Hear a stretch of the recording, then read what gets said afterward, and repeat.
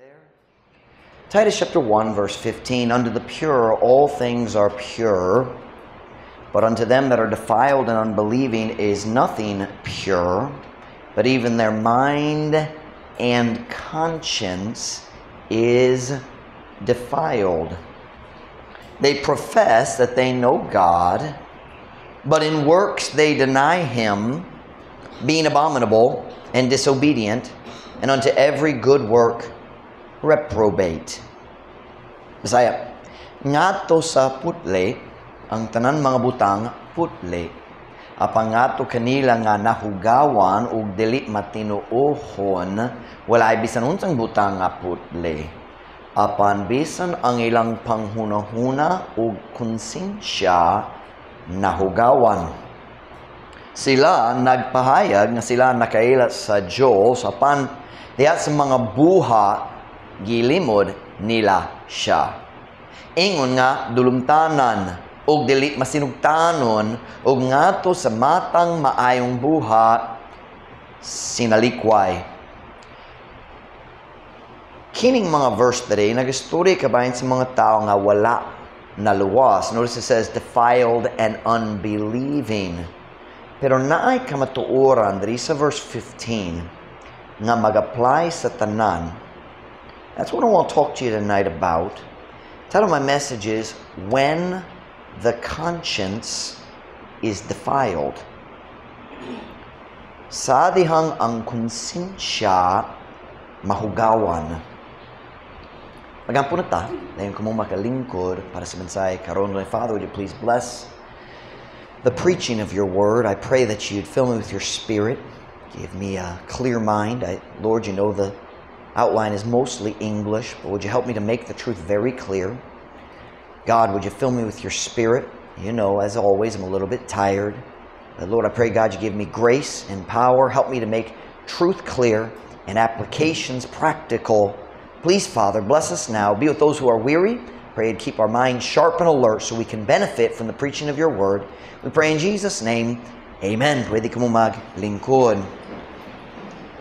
Sa atong teksto karon nakita na to usa ka klarong o simple na kamatuoran. The human conscience can be defiled. Now, it is true this verse is about unsaved people, but getting saved does not change your sinful nature. Ang imong unod-nun, magsasalang kinaiya, akong giwali ganiya sa morning service, dautan ra gihapon. And the conscience can be defiled in a saved person just as much as an unsaved person. Una sa tanan, kinahanglan ta maghiskot kung unsa ba ang konsensya. When we talk about the conscience, when we say na konsensya ko, what are we talking about? What do we mean, and what does it mean biblically? I've got 4 points about the conscience, and then I've got 4 points at the end about the defiled conscience. Pero kinahanglan ka mamina. Ma'am Ruth's going to write on the board. This would be a good message to take notes if you have a pen and some paper. If you do not have a pen, I will loan my pen to one person. It's a very special pen. Gikani Brother Emerson. See, it says Pastor Mike Morrissey right there. You see that? So if anybody want a pen, Flory Bells.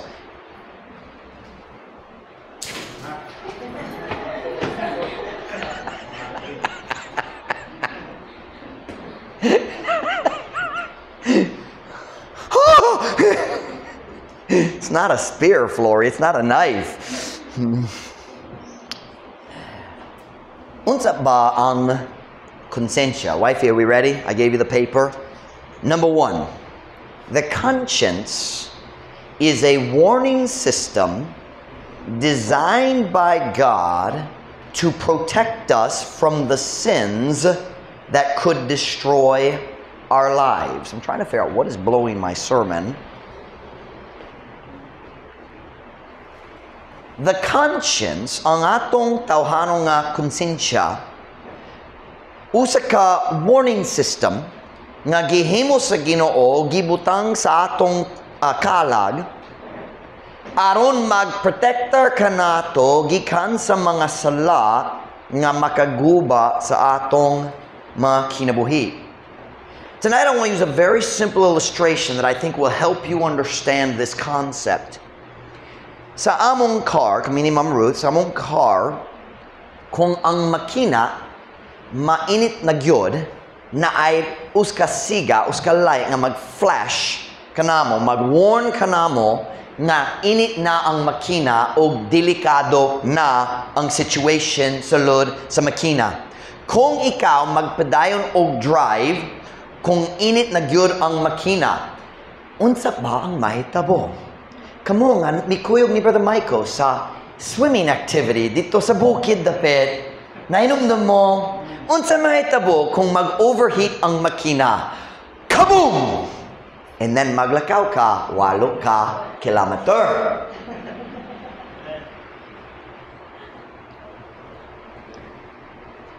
Kasi ang among car, mag-init na. We've had a lot of problems in our car and our jeepney nga na overheating, na init na. Watch now. Kana nga gamay nga siga. Walay gahom sa pagpugong sa problema or pag-ayo sa problema. Kana nga siga magsulti kanako nga naay problema aron ako mo stop sa car. Does that make sense? That is the job of the conscience. Ang imong konsensya mao ang flashing light nga musulti nimo hapit na ka masayop or nasayop na ka o delikado na gyud ang imong kahimtang. That is the job of the conscience. It is the warning light that God built into your soul. Ang imong konsensya mao ang siga nga magpasidaan nimo kana nga naga-warn nimo nga naay problema or hapit na naay problema. Your conscience warns you before you sin. Sa dali pa ka makasala, ang imong konsensya musulti nimo ayaw, ayaw, ayaw. O kung makasala na ang imong konsensya, ang musulti nimo sad-an ka, sad-an ka, sad-an ka. Aron mubalik ka sa Dios.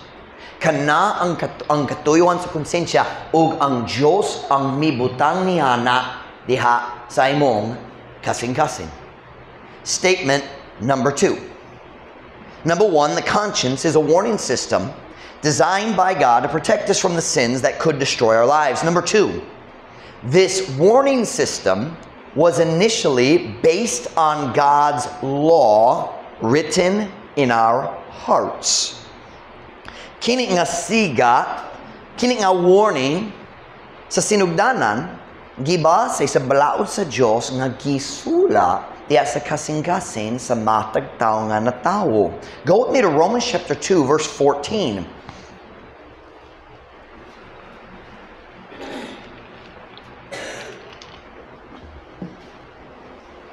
Romans chapter 2 verse 14.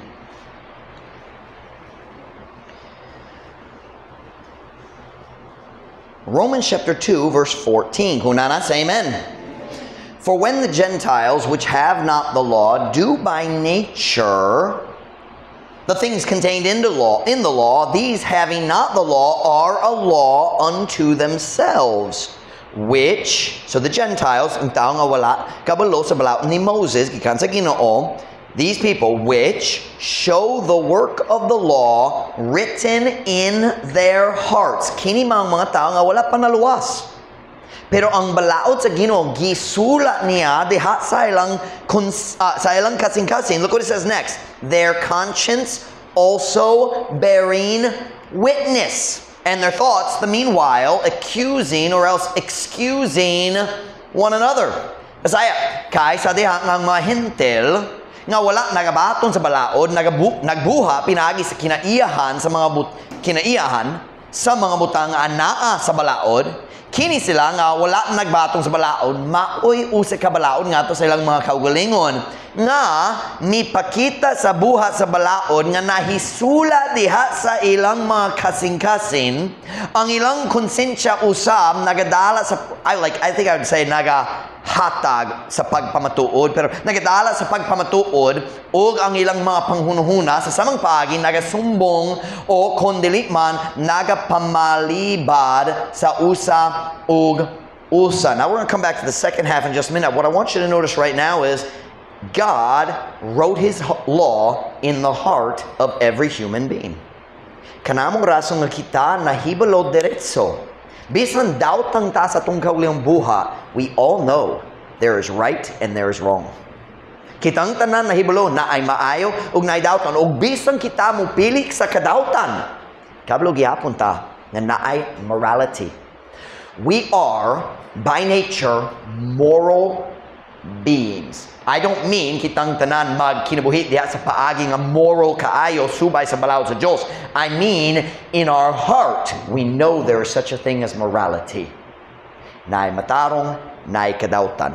And we know why God put it in our hearts. Our conscience is directly connected to that law which God wrote in our hearts. Kung tinuod man ang evolution, ngano man ang tanan tao, bisan maayo or dautan, ngano man ang tanan tao, kabalo diretso sa iyang kasing-kasing nga naay maayo ug dautan. Kung kita sama-sama na napra, nga naman kabalutangan na ay pagkamatarong o na ay kadautan because we're not animals, we're made in the image of God. God wrote His law on our hearts. We know it in our nature. That doesn't mean we follow it. It doesn't mean we understand every commandment, but everybody knows it's wrong to murder. Diba? Ang tanan tao kabalo nga sala ang pagpatay sa inosente. Bisa ng tao mo patay sa inosente, kabalo siya nga sala. But I want you to notice something else in the verse that I'd never noticed before. Look at verse 15, pag-usab. Which show the work of the law written in their hearts, their conscience also bearing witness. So your conscience tells you God wrote the law in your heart. But look what it says next. And their thoughts also bear witness. Their thoughts, the meanwhile accusing or else excusing one another. Now this is very interesting. Og ang ilang mga panghunahuna sa samang paagi nagasumbong o kung dali man nagapamalibad sa usa ug usa. Kinsa nakasabot nagapamalibad? Meaning to make an excuse? I did not know that form of the word. I know balibad, but I don't understand why pa malibad means excuse. I can't comprehend that in my head. Why pa makes an excuse? I can't quite understand that. I looked it up earlier, pero wala pa ko nakasabot gayud. I said, number one, the conscience is a warning system designed by God to protect us from the sins that could destroy our lives. Ang sala mo guba sa atong kinabuhi kung kita dili mo tuman sa sugo sa Diyos. If we ignore the natural requirements of our conscience, our lives will be destroyed. So, it is the flashing light na mag-warn ka nato na ay problema, ayaw na, uy, nga naman ikaw na kimo niya, sadan ka, balik sa Ginoo. That's the conscience. It's the warning system. Number two, this warning system was initially based on God's law written in our hearts. Siyempre, kita na ay sala, o nga itong kinaiyan na twist pinaagi sa sala. So many things in our hearts are no longer right, but it was there at the beginning. But number three, from what we just read, the conscience cannot be ignored. You can't ignore your conscience. Watch now. You say, oh, I think I can. No. Nagadungog ko sa true story. Kabayan sa kababayan nga kabalo bisan unsa kabayan sa mga kotse. Pero nagpalit siya sa kotse. O kuman sa pipila ka bulan, nag-drive siya sa kotse nga to sa mekaniko. Yung true story ni. Yung gisulti sa mekaniko. Maot gyud ang pag-andar sa akong car. Daghang problema. Wala ko nakasabot. Mekaniko, maglantaw ko. So, ang mekaniko nagsulod sa car, nag-start sa engine. Ug sa diyang nag-start siya sa engine, nakakita siya na gamay nga masking tape dito sa dashboard. Kapag mo, dashboard ka na nga bahin, nakita ng mga sigaw, ang speedometer, ang gasoline. Kapag mo niya na gamay nga masking tape. Kapag mo masking tape, ang masking tape ka na nga puti, kasagaran puti nga, or cream-colored tape, para magtabon kung magpaintal ka, masking tape. Gamay nga masking tape dito. Saan Yeah, siya nagtang-tang sa masking tape. Ug likod sa masking tape, na flashing light. Na warning light, kabayan sa problema sa makina. Siya may gawas sa car, yung gisulti. Unsa nakadugay, nag-flash ang imong, nagsiga ang kanak nga light. Dugay na. Kung nga naman ikaw nagtabon sa siga. Because it was bothering me. Samtang nag-drive ko, nasamok ko sa siga, so nagtabon ko, aron dili mabother.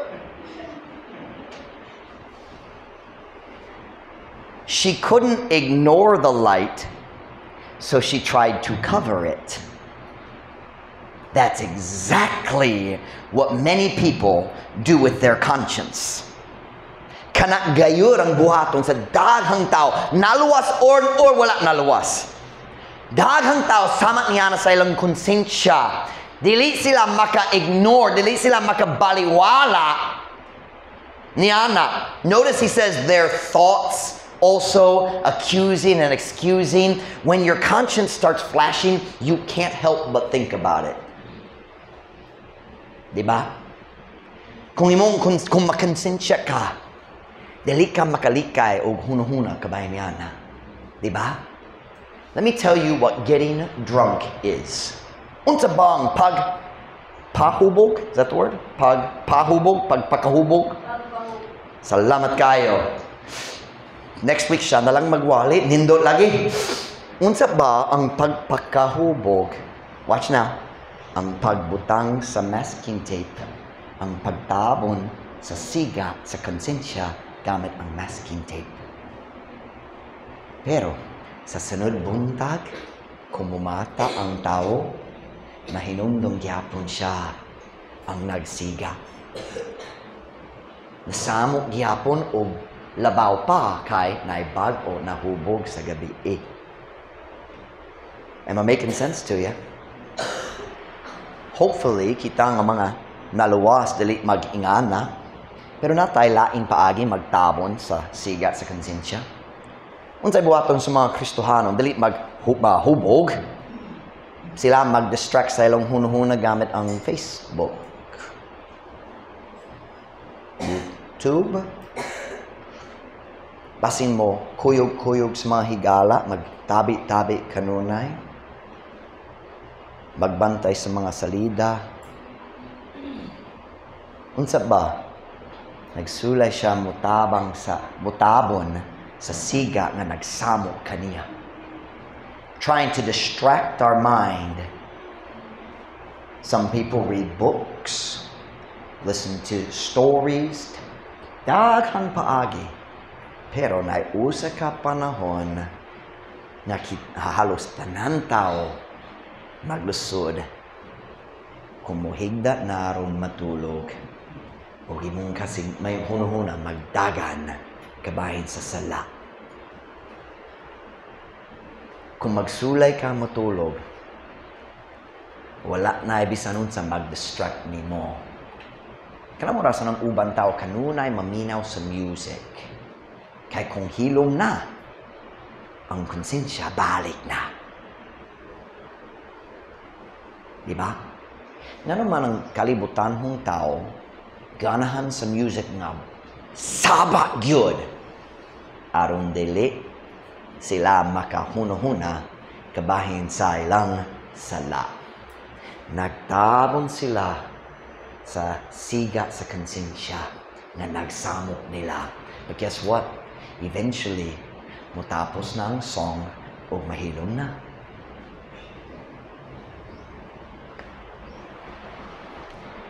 The truth is, you can't ignore your conscience. Bisan kining mga Gentile nga wala kabalo sa balaod ni Moses, bisan sila gipugos nga maghuna-huna kabahin sa ilang konsensya. Notice in the verse we read, which show the work of the law written in their hearts, their conscience also bearing witness, and their thoughts, the meanwhile accusing or excusing one another. You notice the connection, the law in your hearts, and then the conscience proves it's there, and then unsa sunod kung ang konsensya mag-inana, ang hunahuna magdagan. Diba? Am I making sense? And did you notice the two natural human reactions to the conscience? We accuse or we excuse. Did you see it? I noticed something today I've never noticed before. We accuse or we oops, I should have put it over here. We excuse. Do you see what I see there? Nakita ninyo sa akong nakita dere? It's the same root word. Do you know what accuse means? It comes from a word where we get our word cause, or more modern, case. Kasuhan ka nako. Unsay pasabot niya na? I'm gonna accuse you in court. Diba? So the word accuse has to do with cause, like in the Bible where David said, Lord, plead my cause. You know what that means? Ginoo, I want you to be my defense attorney. Ikaw magtapad nako diha sa courtroom ug makiglalis alang sa akong kaso. Does that make sense? So in Visayan we say kaso, kay nagikan sa Spanish, but the root word is accuse. Now here's what's interesting. AC in the original languages used to be a G. And so it's two parts of a word. So it's accuse, but not mas natural musulti accuse, mawala ang g sound. But means naay labot sa. So what does accuse means? It means ako magsulay mo paapil nimo sa kaso. Magsumbong nga ikaw naay labot hini nga kaso. I'm trying to drag you into the case. Does that make sense? Does anybody know what We say excuse because the X naturally flows into C, but it's actually from the Greek word, or the Greek prefix, ek. And you know what ek means? Gikan or gawas sa. So it's the idea of gikan or gawas. So, accuse means magsulay ko mupapil nimo sa kaso, musumbong ko nimo. Excuse means magsulay ko mupahawat nimo, gikan sa kaso. Wa kay labot ni ini, na kay alibay. Now making sense, na rason. So what do we do when our conscience bothers us? We accuse and excuse. Depende unsay atong kinahanglan niya ng kahimtang. We accuse others, we excuse others.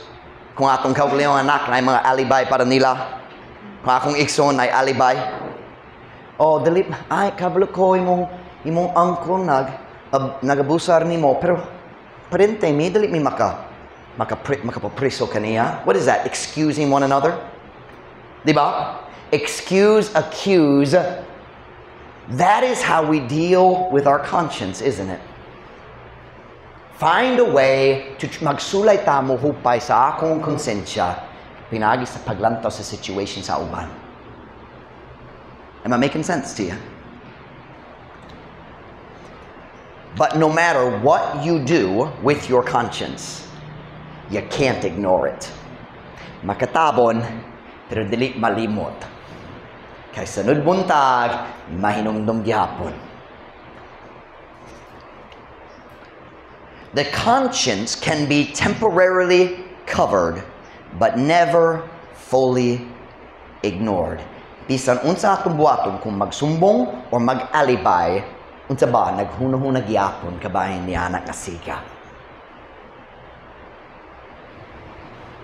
I was going to throw it at you, but I was afraid you'd hide like Flores. I said, number one, the conscience is a warning system designed by God aron mag-protector kanato gikan sa mga sala nga makaguba sa atong kinabuhi. Number two, kini nga warning system gibase sa balaod sa Dios nga gisula sa atong kasing-kasing. Number three, ang konsensya dili mahimo nga ang konsensya ma-ignore, mabaliwala. Is that baliwala? Mabaliwala or ibaliwala. But number four, the conscience can be defiled. Dili mahimo nga magbaliwala sa imong konsensya, pero mahimo manggod nga mahugawan ang imong konsensya. Let's go back to our text verse in Titus chapter 1 verse 15. Titus chapter 1 and verse 15.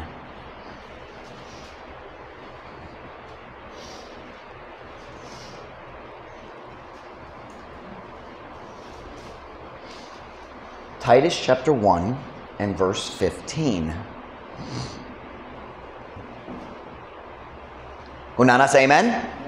Unto the pure all things are pure, but unto them that are defiled and unbelieving is nothing pure, but even their mind and conscience is defiled. Apan bisan ang ilang panghuna-huna o konsensya nahugawan. Balik na ta sa akong ilustrasyon ganiya kabahin sa makina nga mainit na. Unsaon nako mahibalo o paghibalo nga init na ang makina. Unsaon nako paghibalo?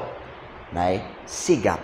Nga naman nay siga kay nay sensor sa ilalom nga maka-measure, makasukod sa kainit. Diba? Pero kung kana nga sensor sa ilalom sa makina mahugaw na or mataya na, bisan mainit na, dili na siya magsiga. Diba?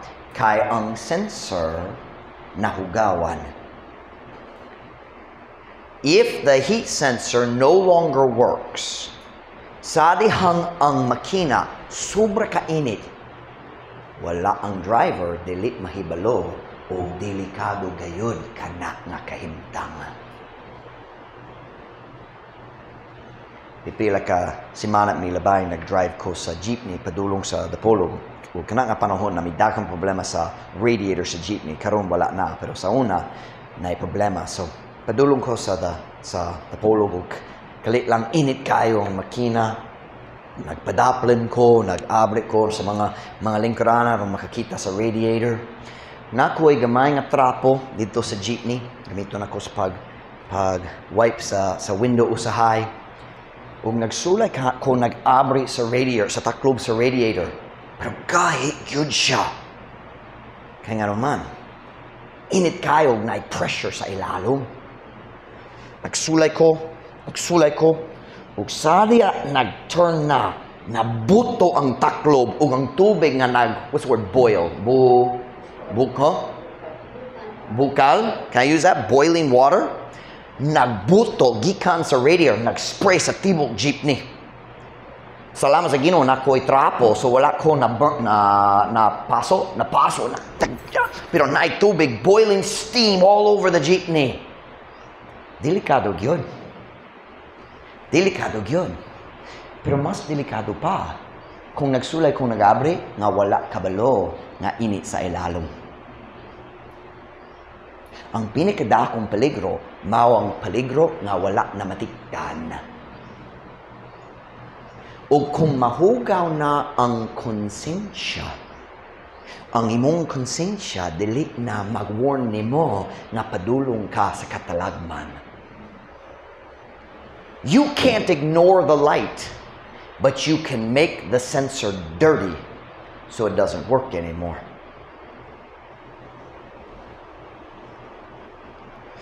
Dili ka makabaliwala sa konsensya, pero mahimo man nga mahugawan ang konsensya pinaagi sa balik-balik sa priyo nga sala.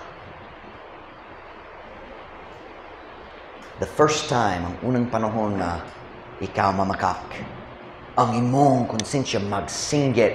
Salat na! Salat na! Salat na! Sa ikaduha, salat na! Salat na! Salat na! Sa ikatulo, salat na! Ayaw na! Sa ikaw pa, salat na! Salat na! Sa ikalima, salat na! Salat na! Kung makaabot ang panahon na makasalat ka o ang siga dili mag-work.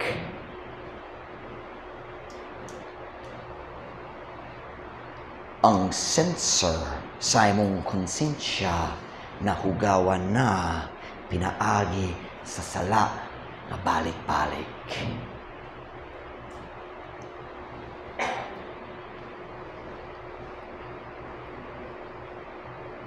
Ako naghiskog ganiya, kini nga verse nagistorya gyud kabahin sa taong wala na luwas. Because it says, unto them that are defiled and unbelieving.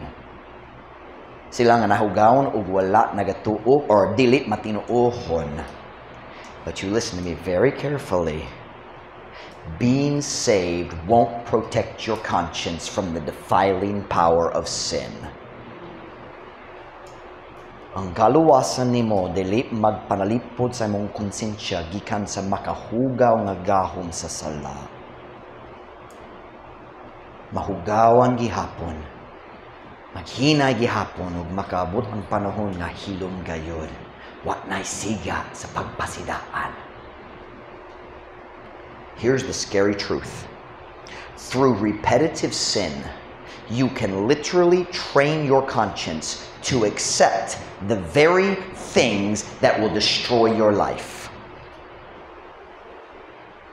Kini ang makahadlok nga kamatuoran, pinaagi sa balik-balik sa sala, pagbalik-balik sa sala.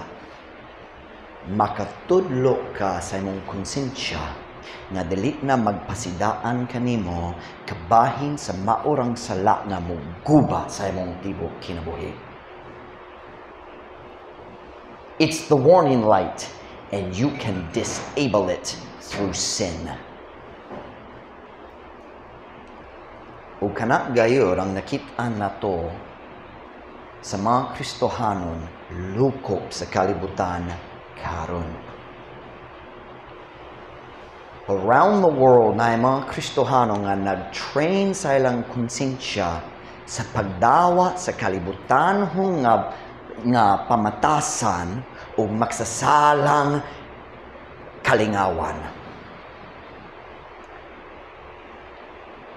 Natingala ko sa mga salida nga gibantayan sa daghang Kristohanong karon nga walay kaulaw. Mag-post sila sa Facebook kabayan sa ilang favorite movie. Matingala ko niya nga batasan walay kaulaw. Sila makabantay sa kahugawan, pagpasipala,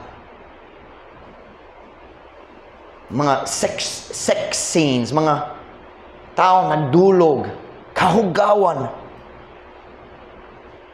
O dili makonsensya sila. Kaya nga naman. Kaya ang ilang konsensya nahugawan na. Nanad na sila sa kahugawan nga gidungtan sa Ginoo. Nahugawan ang ilang konsensya. I don't know how to say this. One movie at a time. Sa una, wala sila nagbantay sa kahugawan. Sa una, clean gayud ang tanan. Family only, clean, old, walay kasi, no immodesty, no sex. Tayo, nagbantay sa usanay gamay nga kasi. Basin one word lang, mag-mute ta. O, naay gamay nga immodesty, pero mag-fast forward ta. Dali ta mo lang taon ni Ana. And one step at a time, manad na sila, mahugawan ang konsensya, o dali na makonsensya sila kumukita sa pinakaluod nga sala diha sa screen. Makita na to ang pareho nga butang Diya sa kalibutan ho nga music, itawag Kristohanon, pero rock and roll sama sa discohan. Sensual, unod nun ang paagi sa pagkanta, kalibutan ho ng pamiste. Wala ay diferensya sa Kristohanong nga artista kaysa mga tao nga wala na luwas. Ang daghang Kristohano, bisan daghang Baptist karon, naminaw na niya ng akahugawan. And they say the same thing that the people who watch bad movies say. Kung ang pastor mo tindog mawali batok sa hugaw nga salida, unsay kasulti sa mga kalibutan nga Kristohano nga nagbantay niya na. Here's what they say, I don't see anything wrong with it. Pastor, wala ko nakikita sa problema ni ini. Nagalagad ko sa Ginoo gyapon, mo simba ko gyapon. Dayon priyo manggod ang mga tao nga maminaw sa Kristohano nga music nga way labot ni Kristo. You listen to me very carefully. Kung sila mo gamit sa ngalang Kristo, pero na drums o sensual kaayo ang rhythm, ang mga tao mo kanta, ang ilang tingog sensual sama sa babae, nagkanta dito sa bar, kanaway labot sa atong manluluwas. Naggamit sila sa ngalan, pero way labot sa manluluwas. Kami ni Ma'am Ruth, nag-date me sa Thursday. Niabot mi sa bagong Morhias restaurant na sila bago. Kapag mong Morhias dito sa proper, na sila bago dito sa Bypass Road. I think it's in Santa Filomena or doon sa west side. And I like it. It's big, nice parking, nice space. Ganang ko niya ng restaurant. Nindo siya. Pero kami niya mauti dito sa Thursday sa gabi. Magsari ang nagdulmi. Na live music, na live singer, babae, naglingkod dito sa yung miniskirt. Na cellphone at tubangan niya, nagkanta sama sa videoke. Ang iyang tingog, sensual, sama sa mga sa love songs. Sabi yung pulong sensual. Ang tingog, ang babae makagamit sa iyang tingog sa paagi nga makadani sa mga tao, mga lalaki. Sensual kayo. Niabot may ang sila nag-abri dito sa door. I said, magpadayon ni sa tibo gabi karon. Oh, hangtod sa alas 9, sir. I said, di ako. Biya me. Pero daghang church karon, musulod ka sa church na music na sama gyud niya na ug mas maot pa. O ang mga Kristohanon maglingkod dito ug magfeel silang espirituhanong gyud ko duol sud gyud ko sa Ginoo diri sa pagsimba. And when a pastor like me stands up and says, that music is of the devil, kanat nagikan sa impyerno, sila musuldi, wala ko nakakita sa problema ni Ana. Ang ilang konsensya nahugawan. I know what I'm talking about. Na ko'y manghod nga music pastor diha sa uska. No, he's the, what do they call him? It's a stupid title. Worship director? Manghod na ko, Baptist ng church. Pero ang ilang music, CCM. O siya nag-post sa Facebook. Nagkanta ko sa CCM, pila ka tuig. Wala siya kaulaw. Ano sa ang problema? Wala na. Nagsimba siya sa priyong na church sa ako. Ano sa diferensya? Ang iyang konsensya na hugawan. Hina-hinay na usog na anad, wala pa sila drums, pipila ka tuig pa. Give them a few years. Kajot lang. Ang drums padulong pod. Here's what happens. Kana nga klase sa church, una, na drums dito sa speaker lang. Na accompaniment para sa pagkanta, speaker lang. But eventually, ang mga tao mag-realize, kung nasa speaker nga naman dali pod sa platform.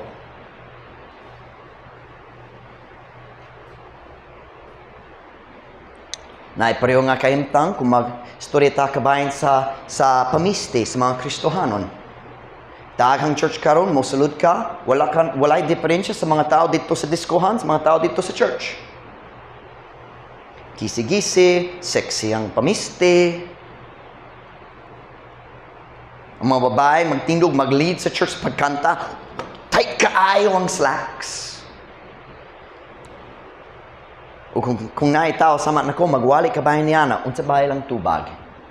Wala ko nakakita sa problema ni Ana. ang ilang konsensya nahugawan. Nahugawan. Dili na mag-work ang sensor, what na siga. What we are seeing here, what I'm defining for you, is a process. The process of destruction that comes from a defiled conscience. Wifey, erase that for me. I should have had you do it on half board so we could have two outlines, but I didn't think of that. The first 3 points, wifey, are just bang, bang, bang, because I've already discussed 2 out of the 3.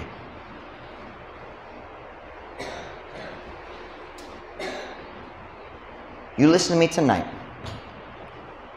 Kung ang siga dali na magana, madaot gihapon ang makina. Diba? O kung mahugawan na ang konsensya, o dili na ka magkonsensya, kabahin sa imong salida, kabahin sa imong music, kabahin sa imong pamiste, maguba gihapon ang kinabuhi. When the conscience is defiled, what's the process? Step number 1, you make excuses for the sins that you love. Their thoughts, excusing or accusing one another. We make excuses. Kabalo ko sa giwali sa pastor, pero para nako, okay ni tungod, alibay. Statement number 1, you make excuses for the sins you love. Step number 2, your conscience slowly becomes defiled and stops bothering you. Tungod na kay alibay, magpadayon ka diya sa imong sala, magpadayon ka sa imong pagsupak sa klarong pagtudlo sa Biblia. So, unsa may tabo, diya sa kaugawang sa sala, ang imong konsensya mahugaw na, o dili na ka mabothered. Dili na magkonsensya. It's a bad day in your life. Kung watch now, kung na'y panahon nga bothered ka, makonsensya ka, kabahin sa sala, pero niabot na ka sa panahon nga dali na, makonsensya ka na, dali ang mayong adlaw sa imong kinabuhi.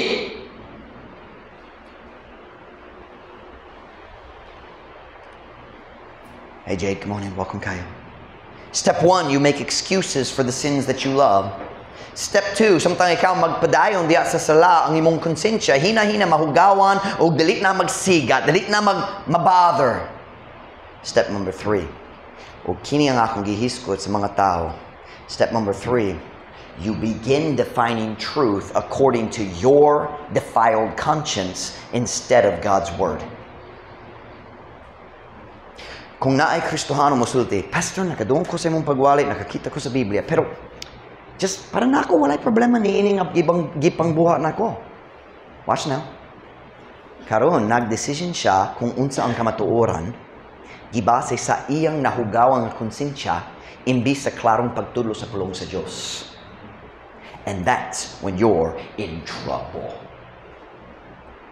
Kung magsugod ka og pag-decision og decision unsang kamatuoran basehon sa imong kaugalingon konsensya, para nako walay problema ni. Okay ni kay dili ko makonsensya. You are no longer following the Bible. You are following a corrupted conscience. And that's what Christians all over the world are doing right now. Sila mo ato sa church, mag-rock and roll para ni Jesus, dahil mauli sila o magkinabuhi sama sa kalibutan sa sunod 6 days.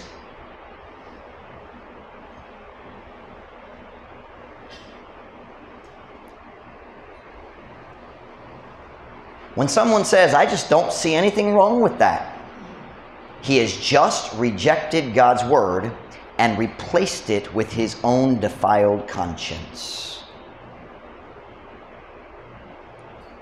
Kung ikaw magsulti sa imong kaugalingon, kabalo ko sa gisulti ni Pastor, pero ako nanad ko ni ini. Para na ako, okay naman, paminaw. Nagpuli na ka sa pulong sa Diyos sa imong kauliang konsensya o ka na nahugawan na dili na nag-work. In the 3 biggest areas in the world tonight are the ones I mentioned. movies, music, and clothing. Kanang tuluka area ang kadaghanan sa churches nga tawag silang kaulayong Christian. Dili na magwali kabay niya ng mga butang. I'm sorry, it's in the Bible.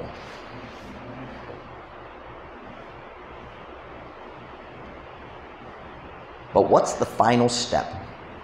Bisan daghang Baptist karon, nagdawat na sa kalibutan nga music, nagdawat na sa idea nga ang imong pamisti dili importante atubangan sa Ginoo. Kung musunod ka sa uso sa kalibutan, ang Diyos, okay naman ang Diyos kabay niya na. Daghang Baptist nagdawat na niya na pod. Bisan pipila ka pastor.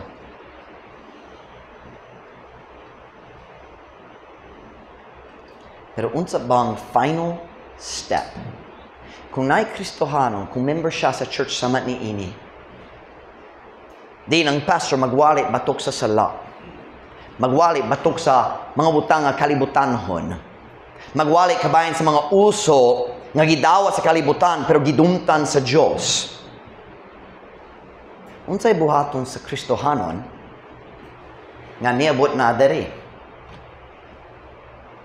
Karon nag-decision siya unsang kamatuor ang gibasa sa iyang konsensya imbis sa pulong sa Dios. Magbaliwala sa pulong sa Dios aron magsunod sa iyang konsensya. Unsay sunod, unsang fourth step diha sa kaguba, diha sa kalaglagan, diha sa destruction sa iyang kinabuhi. Step 4. Number 1, maghimo ka sa mga alibay, kabayan sa imong mga sala. Number 2, ang imong konsensya mahugawan ug dili na ka ma-konsensya. Number 3, you begin defining truth. Mag-decision ka unsa ba ang kamatuoran pasihon sa imong nahugawang nga konsensya imbis sa pulong sa Dios. And number 4, you start looking for a church that agrees with your defiled conscience. And we've seen that happen over and over. Magsugod ka o pangita sa usa ka church na mag-uyon sa imong nahugawan nga konsensya. I got news for you, na ay daghan. Kung ganahan ka sa church nga mo dawa sa mga uso sa kalibutan, makapili-pili ka. Pero kung ganahan ka sa church din ang pastor magbarog para sa pulong sa Dios, pipila manggod ang imong options. Labi pa diri sa dapitan.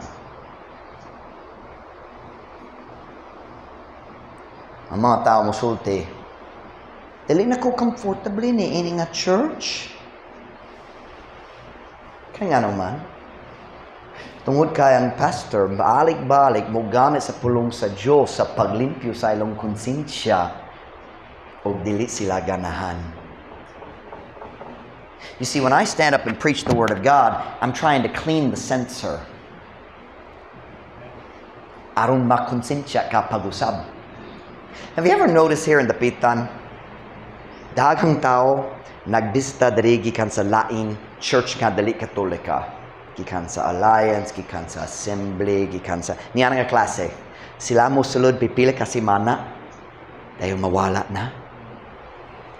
Kaya nga naman, ang ilang konsensya nahugawan na o ganan sila sa church nga mag-uyon sa ilang konsensya dili sa church nga mawali sa pulong sa Dios.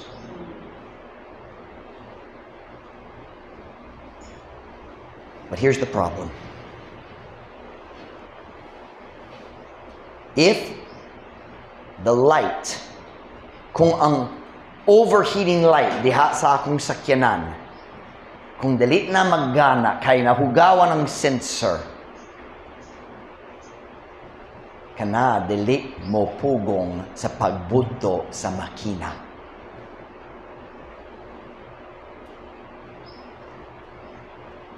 Kung makaplagan nimo ang usa ka iglesia, di ng pastor dili mo wali batok sa imong mga sala, nakaplagan na nimo ang pastor nga buot na ang imong kinabuhi mabuto pinagi sa sala.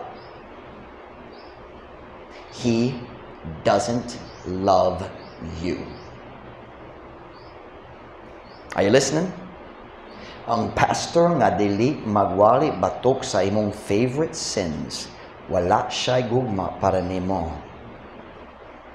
Basta lang magsimba gyapon ka, na siya'y daghang membro, malipayon siya kay mura nga siya usa ka mauswagon nga pastor. Wa siya'y paki kumaguba imong kinabuhi. Interesado lang siya sa kadako sa iyang kaugalingong church. Proverbs 27:6, faithful are the wounds of a friend, but the kisses of an enemy are deceitful. Matinumanon ang mga samad gikan sa uska higala, usa ang tinong nga higala mo sakit nimo. Matinumanon ang mga samad gikan sa uska higala, apan ang mga halok sa uska kaaway malimbongon. Bisan si Judas naghalok ni Jesus. Kung makaplagan nimo ang pastor, nga dili gyud mo wali batok sa sala, magwali lang siya, gugma. Oh, ang Ginoo gugma nimo. Dili siya gana mo nga mousog sa imong kinabuhi. Okay naman siya bisan unsa imong kahimtang. Okay naman siya. Kana nga pastor mo wali kabayan sa gugma pero wala siya gugma.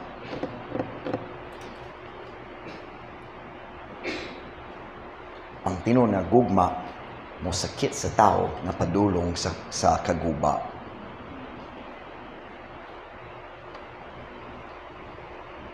The pastor who sometimes hurts your feelings is a lot better than the pastor who lets you blow up your life. So ayaw magpalimbong nini nga mga Christian churches nga walay diferensya sa mga bar. Kulang lang ang limnon. Naay sexy girls, naay rock and roll music, naay pagsayaw-sayaw, kulang ra ang limnon. Pero murag maangkon ni mo niana kana dito sa balay sa pastor. You need a church that stands for the Bible. Kinahanglan ta sa mga magawali nga naay paigok nga gugma nga magwali batok sa sala bisan ang mga tao dali ganahan. You young men gitawag nga mawali, kinahanglan ta sa mga pastor nga naay kaisog.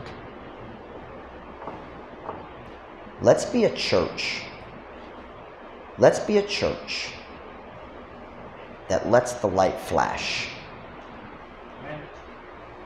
So can I ask the question? Na ba area sa mong kinabuhi na nahugawan na ang imong konsensya? Ang pastor mo wali, uwi ka maghuno-huna. Okay naman.